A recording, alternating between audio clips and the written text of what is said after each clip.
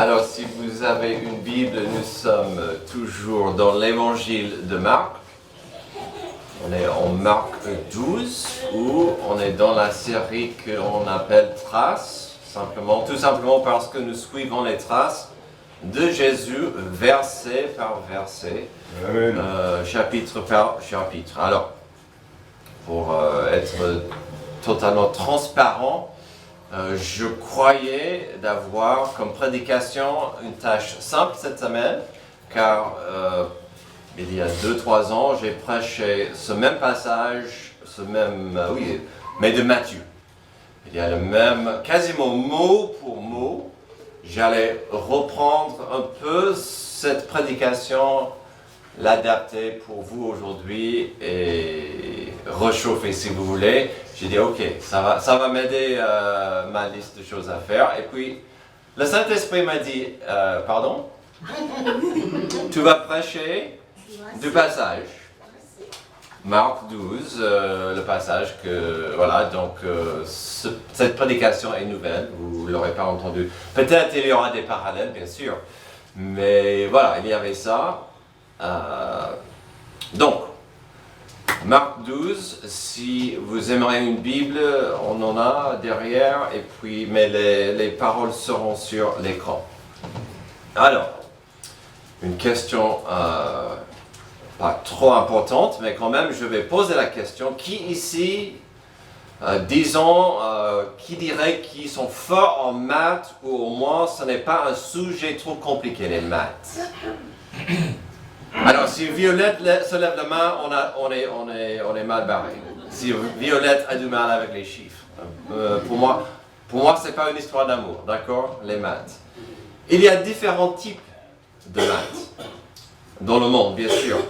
Et cela peut être intéressant selon le sujet des mathématiques. Par exemple, nous entrons dans la saison des élections. Et là, vous allez entendre des chiffres parfois qui sont très fluides selon la personne qui les utilise. Très flou. Un politicien va annoncer quelques chiffres, l'autre va prendre le même sujet et annoncer d'autres chiffres. Donc ça dépend parfois qui parle du sujet. Ou imaginons que vous écoutiez l'histoire grandiose d'un pêcheur. Pas un pêcheur qui fait du mal, mais le pêcheur sur le bateau. Si vous parlez à ce pêcheur qui aurait des histoires palpitantes sur ses exploits, sur son bateau, parfois les chiffres liés aux poissons attrapés peuvent varier. J'ai attrapé un poisson de cette taille. Et la prochaine fois, de cette taille. J'ai attrapé un poisson et parfois les chiffres vont changer selon l'humeur, selon l'histoire de combien il était grand, le poisson. Ça peut changer. Voilà, donc vous comprenez. Certains gens semblent parfois trop intéressés par des chiffres. Et ça peut être intéressant. Combien de fois dans ma vie est-ce que j'ai entendu des gens qui creusent dans la Bible pour faire sortir des chiffres qui vont expliquer toutes les questions capitales sur la fin du monde, quand Jésus revient, et ils vont sortir des formules tirées de la Bible pour dire quand ça va arriver.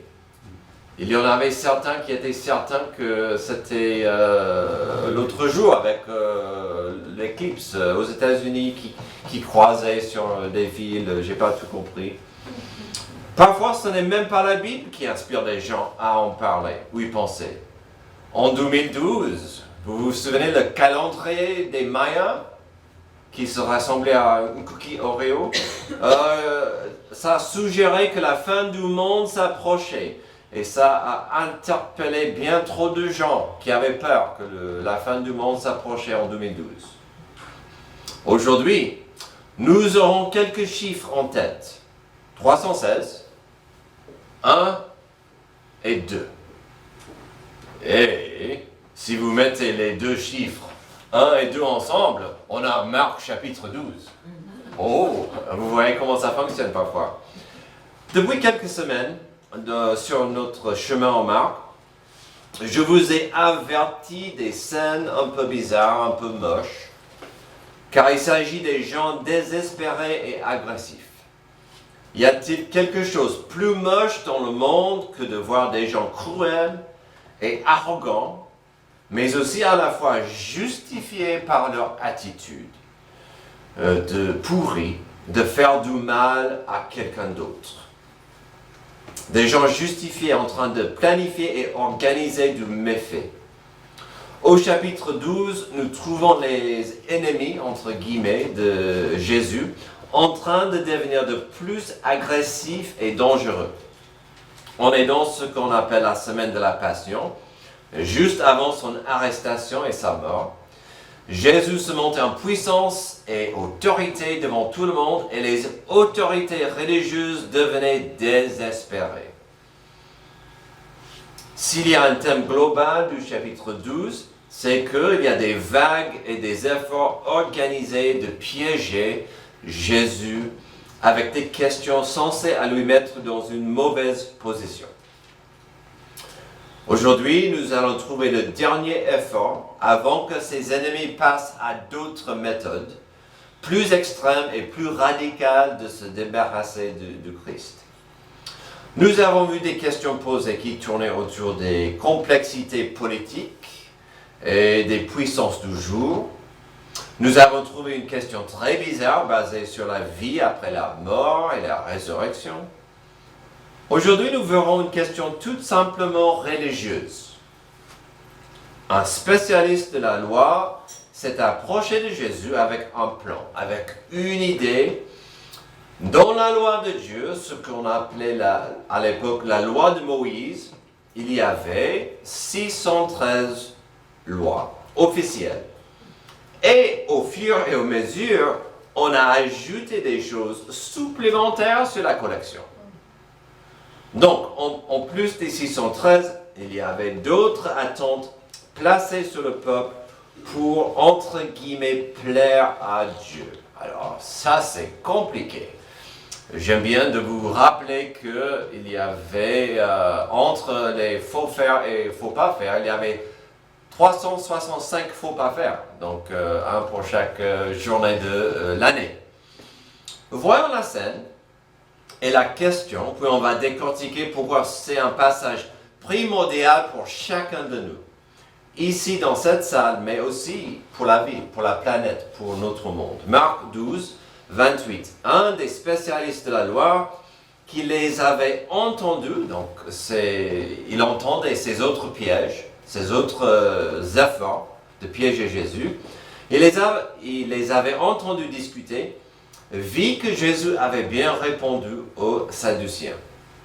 Il s'approcha et lui demanda, « Quel est le premier de tous les commandements ?» Comme la question que nous avons vue sur la notion de payer des impôts à César, cette question semble inoffensive. Le piège n'est pas évident. Et le plus que nous voyons le passage, le plus que nous trouverons un homme qui ne semble pas être méchant ou trop malin. Certains l'appellent le scribe gentil. J'ai jamais vu ça, mais quand j'ai étudié, certains appellent lui le scribe gentil, l'expert gentil. Ici, Marc nous donne une impression assez favorable de l'homme, tandis que le passage parallèle en Matthieu, on peut constater que cette scène faisait partie vraiment de cette stratégie de piéger Jésus. En Matthieu, la scène semble un peu plus agressive au début. Ici, en Marc, on trouvera une ouverture du cœur de l'homme. Mais revenons au fait et à sa question. Quel est le premier de tous les commandements? Il est difficile pour moi de voir où est le problème, où est le piège. Avec 248 il faut faire, 365 il ne faut pas faire, il y avait du choix, certes. Souvent, on lui rapprochait Jésus pour le sabbat. Et donc peut-être c'était la direction que le monsieur prenait. Peut-être il cherchait une façon de le coincer au niveau du sabbat. À mon avis, il visait plus grand. À mon avis, ce qu'il cherchait, c'était que Jésus prendre une loi, un commandement, il dit, voici le plus grand. Et le monsieur allait dire, ah ah, ils sont tous également importants. Comment oses-tu dire qu'il y a un seul qui est plus important que les autres? Ça, c'est mon avis, je ne sais pas. Si cela était son désir et sa stratégie, Jésus l'a totalement explosé car il lui a donné une vraie réponse. Il lui a parlé de une, si pas deux lois. Jésus a compris le piège. Il a pris une tentative de jouer avec des chiffres et des centaines de lois. Il a contourné pour répondre aux questions les plus importantes qui existent. Alors, il existe des sujets primordiaux aujourd'hui, des questions existentielles qui pèsent. Si vous demandez à l'ami d'Antoine, mis sur Google, une liste de questions existentielles, vous aurez un bel choix. Ne le faites pas tout de suite, s'il vous plaît. Mais en voici quelques-unes. Et non, je ne parle pas des questions comme pourquoi le ciel est bleu, ou en Île-de-France gris, pourquoi l'herbe est verte. Non, des questions un peu plus lourdes. Comme, si vous pouviez faire un discours de 30 secondes à la terre entière, que diriez-vous? C'est pas mal. Si vous deviez perdre la vie à minuit, que feriez-vous à 20h45? 23h45. Ou comme Natacha et Pascal ont chanté Si on devrait mourir demain. Voilà, merci. J'ai mes assistants. Alors, cette question m'a interpellé. J'ai jamais pensé. Si vous étiez immensement riche, peut-être c'est pourquoi ça m'a jamais entré dans la tête. Si vous étiez immensément riche, mais que vous êtes quand même obligé de travailler, quel job choisiriez-vous? Ah, j'ai tout l'argent du monde, mais je dois travailler. Qu'est-ce que je ferais? Pas mal. Alors, ne répondez pas. Okay. Quel est votre plus grand regret dans la vie à ce jour? Parce que je ne voulais pas voir les maris ou les épouses. Si vous étiez aux portes du paradis, ça c'est une question que je pose souvent. Si vous étiez aux portes du paradis et que l'on vous demandait pourquoi devrait-on vous laisser entrer, quelle serait votre réponse? Puis, il y a des classiques thèmes que nous entendons souvent, parfois de l'homme de la rue. Sommes-nous tous seuls dans l'univers? Maintenant, le gouvernement américain dit non, on n'est pas tous seuls dans l'univers. Qu'est-ce qui nous arrive après la mort? Dieu existe-t-il? Amen. Si oui, pourquoi il y a tant de malheur dans ce monde? Sans Dieu dans la formule, comment peut-on gérer ce monde et le mal qui s'y trouve? Donc des questions existentielles très importantes. Ce sont des bonnes questions, des profondes questions. Jésus n'a pas hésité avec le problème de maths. Il a donné plusieurs réponses et solutions à nos questions existentielles. Jésus, en peu de mots, a donné des réponses à nos questions les plus profondes et primordiales, comme pourquoi? Pourquoi j'existe? Pourquoi nous existons? Pourquoi le mal domine? Pourquoi j'ai pas de paix dans ma vie? La question comment? Comment je peux mieux gérer ma vie? Comment je peux vivre dans cette vie pourrie? Comment je peux vivre en paix avec le monde? Donc Jésus a répondu à toutes ces questions. Donc, allons-y, existe-t-il des solutions pour donner un sens à ma vie ou à ce monde pourri autour de moi? D'abord, il faut comprendre qu'il y a, je vous ai promis le chiffre 1, il y a un seul Dieu. Amen. Un seul Dieu. Verset 28, un des spécialistes de la loi qui les avait entendus discuter vit que Jésus avait bien répondu aux Sadducéens. Il s'approche et lui demande quel est le premier de tous les commandements. Jésus répondit, voici le premier, écoute Israël. Le Seigneur, notre Dieu, est l'unique Seigneur. Ici, nous avons dans le récit de Marc une citation de Deutéronome 6, 4 que Matthieu a omis dans son passage parallèle au Matthieu 22. Les versets 4 et 5 de Deutéronome 6 s'appelaient le schéma. Un croyant, un fidèle à Yahvé était censé dire à voix haute le schéma, les versets 4 et 5 de Deutéronome 6, 2 fois par jour. 2 fois par jour, à voix haute, c'était l'attente. 2 fois par jour. Donc, les voici ensemble. Écoute Israël, l'Éternel, notre Dieu, est le seul éternel. Qu'est-ce qu'on fait avec? Verset 5. Tu aimeras l'Éternel, ton Dieu, de tout ton cœur, de toute ton âme et de toute ta force. Pas mal de dire 2 fois par jour, franchement. Le mot schéma veut dire, écoutez-moi bien, et je viens de faire un petit jeu de mots, le mot veut dire écouter. Le mot veut dire écouter.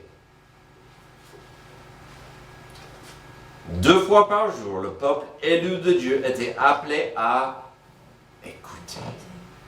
Une simple vérité basique, que il n'y a qu'un seul Dieu.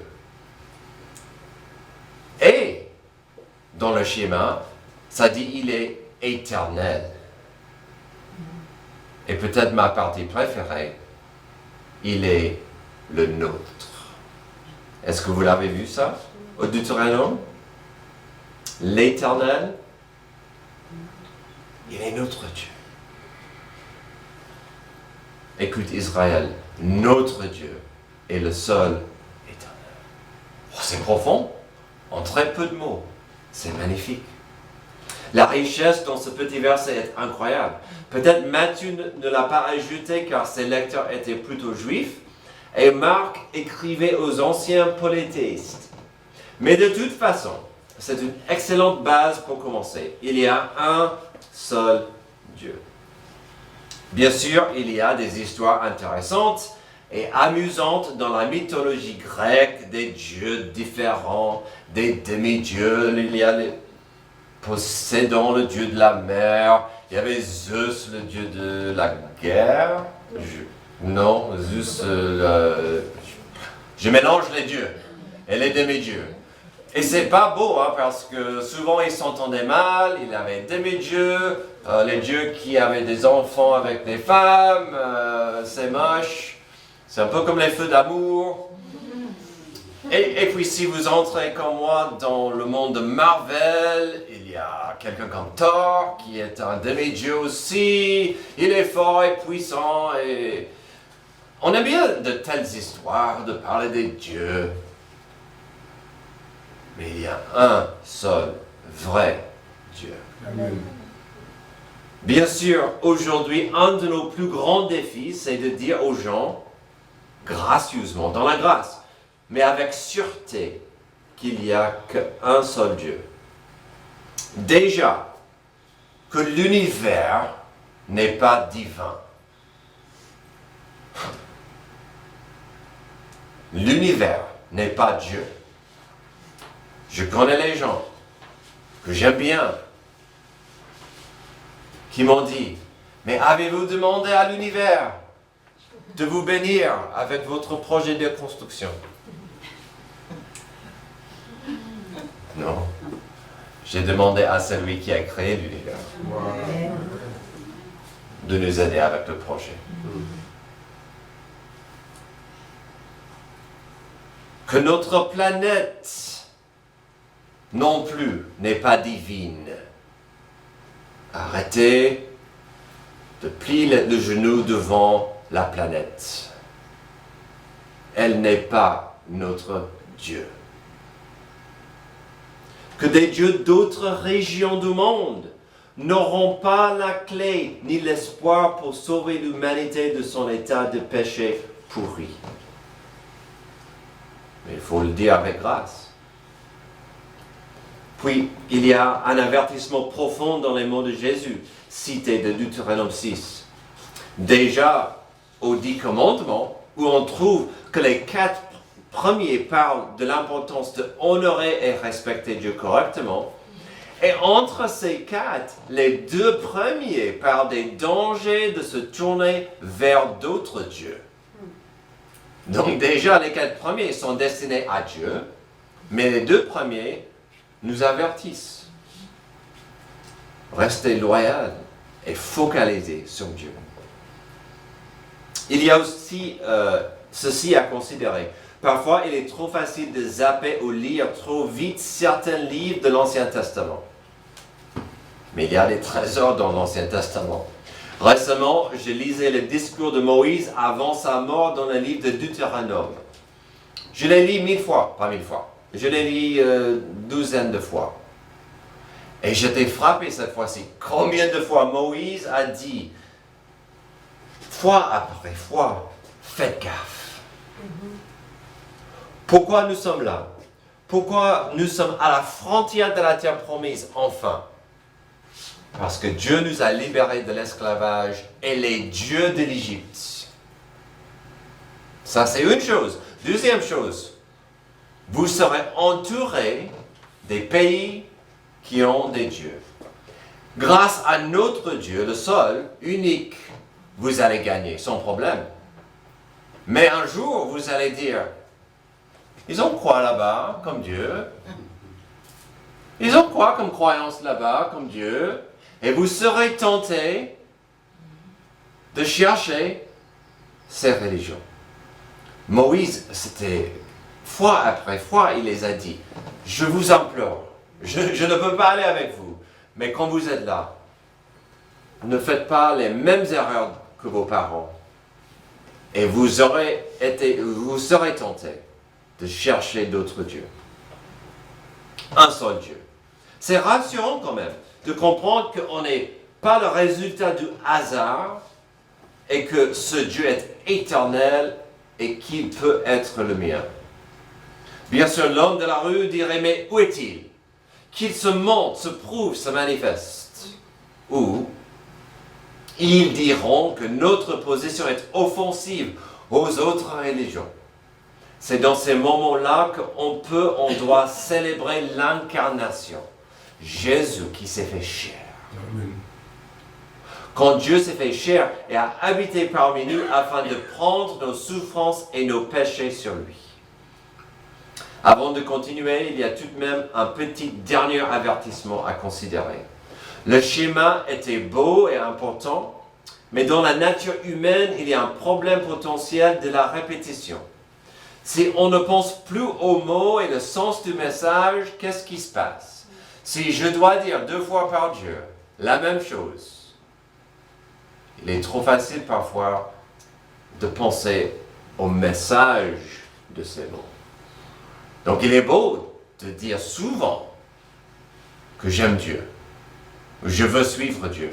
Mais si je le dis sans engager le cœur, la répétition devient les mots en air. Alors, s'il y a une beauté simple dans le schéma, il y a le mot unique. Car nous avons entendu une question simple tout à l'heure qui était forte. Si vous pouviez faire un discours de 30 secondes à la terre entière, que diriez-vous? Ma réponse serait simple. Elle ne prendrait pas 30 secondes, mais elle aurait le mot unique dedans. Si j'avais 30 secondes devant la terre, ça serait Jean 3,16. Car Dieu a tant aimé le monde qu'il a donné son Fils unique, afin que quiconque croit en lui ne périsse point, mais qu'il ait la vie éternelle. Existe-t-il des réponses pour donner un sens à ma vie ou à ce monde pourri autour de moi? D'abord, il faut comprendre qu'il y a un seul Dieu. Ensuite, il faut comprendre que nous avons un seul devoir. Verset 30, la réponse de Jésus. Et tu aimeras le Seigneur ton Dieu de tout ton cœur, de toute ton âme, de toute ta pensée, de toute ta force. Voici le deuxième. Tu aimeras ton prochain comme toi-même. Il n'y a pas d'autre commandement plus grand que cela. Certes, Jésus a mentionné deux amours différents, mais le devoir reste, si je peux oser, unique. Une seule responsabilité, un seul devoir, c'est-à-dire d'aimer Dieu et d'aimer son prochain. D'aimer, si vous voulez, comme Dieu nous a créés. Dieu nous a créés dans son image. Les êtres humains, donc, en principe, on est censé aimer correctement dans l'image de Dieu. On est créé afin de pouvoir aimer Dieu et aimer notre prochain. Mais bien sûr, le péché a brisé cette connexion. D'abord, regardons brièvement cet amour profond et vertical pour Dieu. Ne ratez pas l'impossibilité de la totalité dans le commandement. Je suis censé aimer Dieu avec tout mon cœur, toute mon âme, toute ma pensée et toute ma force. Impossible. Déjà, on peut commencer à avoir des problèmes avec cela, car nous pouvons facilement justifier des pourcentages. Je ne peux pas aimer Dieu avec 100% de mon intelligence, mais 65% n'est pas mal. Je ne peux pas aimer Dieu avec 100% de mon âme, mais selon le jour, 55% n'est pas mal. Le lundi, c'est moins. Et on peut commencer à justifier les pourcentages de combien j'aime Dieu sur certains niveaux. Dieu aimerait voir qu'on l'aime à 100%. Alors, qu'est-ce que cet amour profond et vertical, qu'est-ce que ça implique? On en parle souvent ici, mais c'est pas mal comme rappel. Jésus les a rappelés d'un de nos plus grandes raisons d'être, d'avoir une relation d'amour avec le Créateur. Chose qui s'est brisée dans le jardin d'Éden. Chose qu'il nous faut avoir depuis. Il nous aime déjà, donc c'est à nous de l'aimer. Alors parlons des niveaux mentionnés. Il faut aimer Dieu avec tout son cœur. C'est plutôt le côté émotionnel de nos êtres. Non, Dieu ne s'attend pas à la poésie ou des chants d'amour chaque jour, heureusement. C'est l'amour agapé, l'amour qui veut le meilleur pour l'autre. Donc, je suis censé aimer Dieu avec un amour qui le glorifie. Je suis censé aimer Dieu, quelques façons pratiques d'aimer Dieu, comme ça, c'est de penser à lui, de prier, de chanter à l'église, d'être reconnaissant pour ce qu'il est, ce qu'il a fait et ce qu'il fera. Il y avait, on l'a vu, l'amour de Dieu avec toute son âme. Intéressant. Aimer Dieu avec son âme. Ça, c'est qui vous êtes à l'intérieur. Qui vous êtes vraiment. Qui vous êtes quand personne vous voit, vous connaît. Ah, c'est compliqué. Cet amour est donc très personnel. Puis on est censé aimer Dieu avec toute sa pensée. Entre tous ces amours différents, peut-être celui-là est le plus difficile. Mais à mon avis, c'est la clé. Parce qu'avec... Parfois, je ne vais pas sentir dans le cœur que j'aime Dieu. Je suis fatigué. Alors, tu reviens à ce qu'on décide. C'est avec la tête qu'on décide d'aimer Dieu. Qu'on décide d'honorer Dieu. C'est pourquoi, parfois, il est trop simple de mettre off. Et on agit sans réfléchir.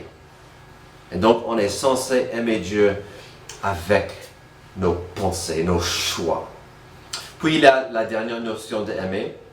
D'aimer Dieu avec toute la force. Là, on est dans la physique, dans des gestes. venir à l'église, prier, lire la Bible, parler aux autres, faire le maximum d'aimer avec votre corps. N'oublions pas que le chrétien, il est le temple du Saint-Esprit. Ensuite, voici le deuxième, Jésus a dit, tu aimeras ton prochain comme toi-même. Il n'y a pas d'autre commandement plus grand que cela. Là, nous venons que de couvrir le verset 30 et l'amour profond pour Dieu. Mais Jésus est allé plus loin car il a ajouté une deuxième magnifique et belle idée, celle d'aimer son prochain. Il a tiré d'un deuxième passage de l'Ancien Testament, Lévitique 19, verset 18, qui dit « Tu ne te vengeras pas et tu ne garderas pas de rancune contre les membres de ton peuple. Tu aimeras ton prochain comme toi-même, je suis l'Éternel. » Souvent on saute à cette notion de « aimerais ton prochain comme toi-même » et on oublie la première phrase. Garde pas de rancune. Ça égale quoi? Le pardon. On voit le pardon et l'amour ensemble pour notre prochain. Tu aimeras ton prochain comme toi-même, je suis l'Éternel. Intéressant qu'on peut constater l'importance du pardon qui doit toujours être lié à l'amour pour son prochain. Mais comme je dis souvent, même les 10 commandements sont facilement divisés entre deux thèmes. L'amour pour Dieu au commandement 1 à 4 et l'amour pour son prochain au commandement 5 à 10. Exode 20, les 10 commandements, vous les connaissez. Les 4 premiers sont liés à l'amour profond et vertical pour Dieu. Je sais, c'est un peu difficile à voir. Les 4 premiers liés à cet amour pour Dieu. Tu n'auras pas d'autre Dieu que moi. Tu ne te feras pas d'idole. Tu n'utiliseras pas le nom de l'Éternel ton Dieu pour tromper. Observe le jour du sabbat et faisons un jour consacré à l'Éternel. Un amour pour Dieu. Et puis l'amour pratique et horizontal pour mon prochain. Honore ton père et ta mère. Tu ne commettras pas de meurtre, tu ne commettras pas d'adultère, tu ne commettras pas de vol, tu ne porteras pas de faux témoignages contre ton prochain, tu ne convoiteras pas, il fait une longue liste. Mais ces choses impliquent un amour pour son prochain. Mais le devoir reste le même, il y a un seul devoir. Tu aimeras le Seigneur ton Dieu de tout ton cœur, de toute ton âme, de toute ta pensée, de toute ta force. Voici le deuxième, tu aimeras ton prochain comme toi-même. Il n'y a pas d'autre commandement plus grand que cela. Forcément, quand vous y pensez, les deux vont ensemble. Si je dirais, j'aime Dieu, j'essaie d'aimer Dieu avec tout mon être, ça va couler. Ça doit couler et je vais aimer mon prochain. Je ne peux pas garder mon amour pour Dieu à soi-même. Je dois partager mon amour pour mon prochain. Ils vont ensemble. De comprendre qu'il y a un seul Dieu et ses attentes pour nous tournent autour d'une relation d'amour avec lui. Finalement, la clé qui s'ouvre la porte à la paix avec Dieu et à autrui, ce n'est pas la religion. Ce ne sont pas les bonnes œuvres. Ce n'est toujours pas combien d'argent ou combien on a des likes combien on est suivi sur Insta. Le grand problème avec tout cela, bien sûr, c'est que c'est un commandement, une loi. C'est plus qu'un souhait ou un désir de Dieu. Alors, peut Dieu nous ordonner de l'aimer? J'ai toujours trouvé ça intéressant. C'est une loi. Je dois aimer Dieu. Est-ce que Dieu peut m'obliger à l'aimer? C'est une loi, mais il ne peut pas nous ordonner, forcer à l'aimer. C'est un choix. Existe-t-il des réponses pour donner un sens à ma vie, à cette planète, à ce monde pourri? D'abord, on a vu, il faut comprendre qu'il y a un seul Dieu. Avec cette compréhension, il nous reste un seul devoir. Ensuite, qu'est-ce qui reste? Que fait-on avec cette compréhension?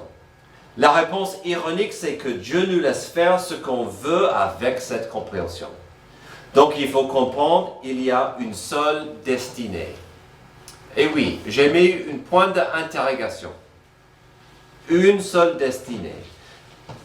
Destinée, vie humaine considérée sur le plan individuel comme un ensemble de circonstances heureuses ou malheureuses et envisagée dans une issue indépendante de la volonté. Je ne suis pas certaine que je suis d'accord avec cette notion, que ma destinée est indépendante de ma volonté. Ma volonté de choisir la suite, de choisir d'aimer Dieu avec mon intelligence, avec mes choix. Terminons avec cette notion du destin et notre destinée. Quel choix avons-nous dans la vie si on comprend qu'il y a un seul Dieu et qu'il désire de nous une relation de paix et d'amour? Va-t-il le forcer? Peut-il l'obliger? Quel choix avons-nous?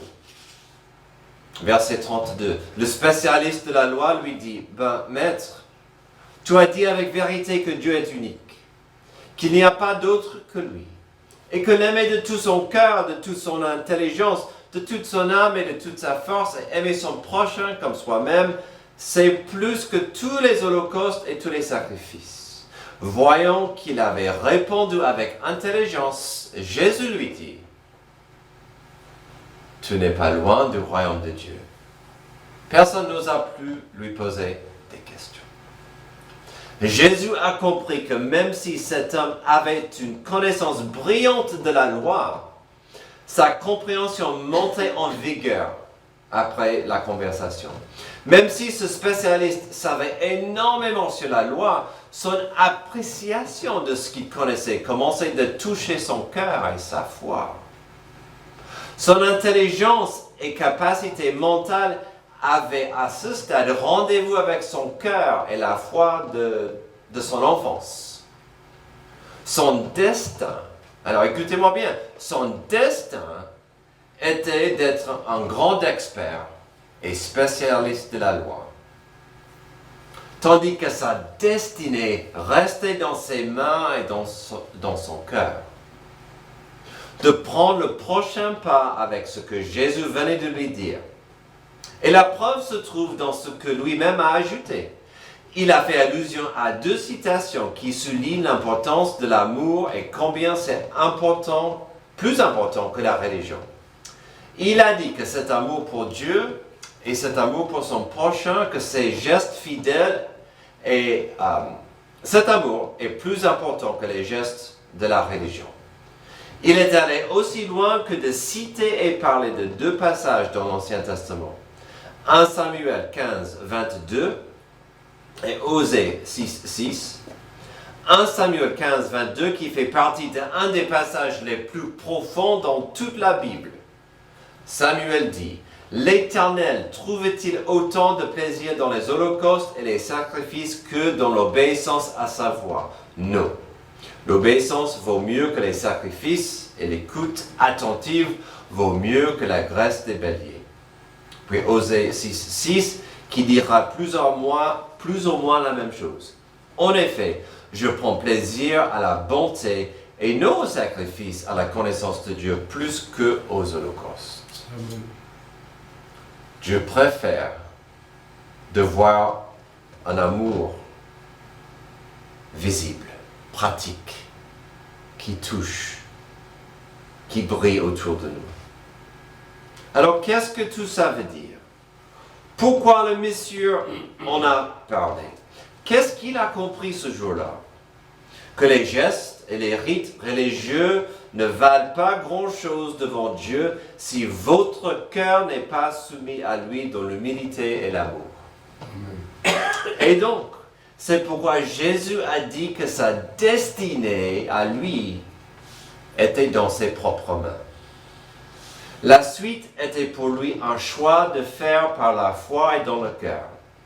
C'est pourquoi Jésus a dit, « Tu n'es pas loin du royaume de Dieu. » Maintenant que tu comprends mieux l'importance de l'amour pour Dieu et l'amour pour son prochain, Quand tu mets tout ça ensemble par la foi, tu n'es pas loin du royaume de Dieu. Mais la destinée reste dans nos mains. Qu'est-ce qu'on fait avec cet amour?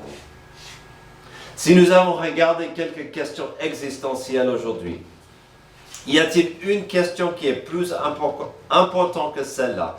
Quelle est la distance entre vous et Dieu?